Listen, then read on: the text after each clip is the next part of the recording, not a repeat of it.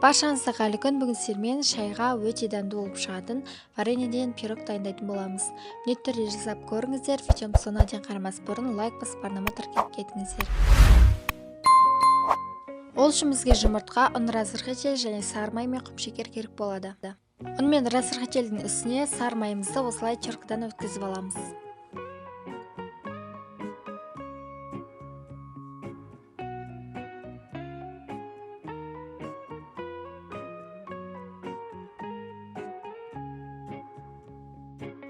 Енді осы видеодағыдай үгітіп шығамыз.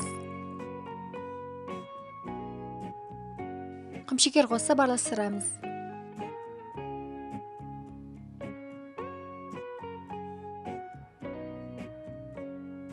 Жұмыртқа қосып жақсылап қамыр илейміз.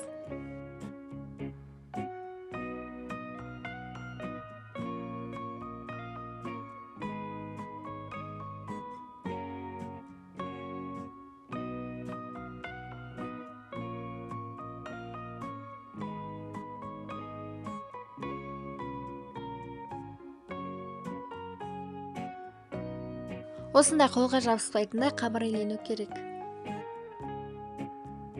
Енді қамырдың кішкене бөлігін алып қаламыз, ол бетін сәндеуге керек болады.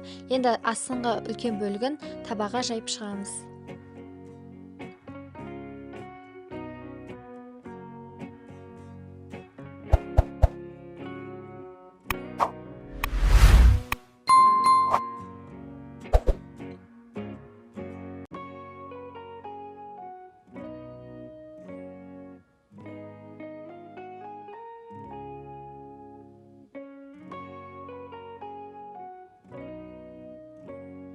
Осылай вилкамен тегістеп шығамыз.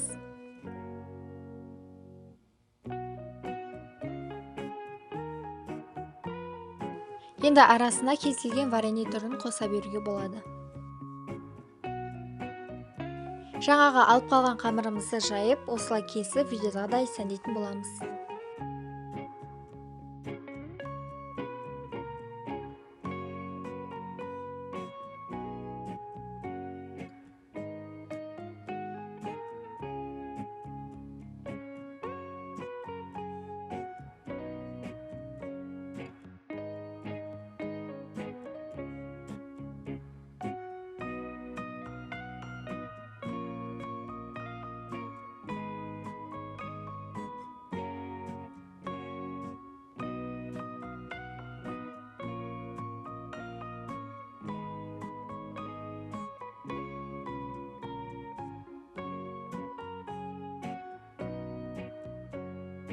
Бетінде жұмыртқа жағып, қызып тұрған пеште 180 градуста пісіріп аламыз.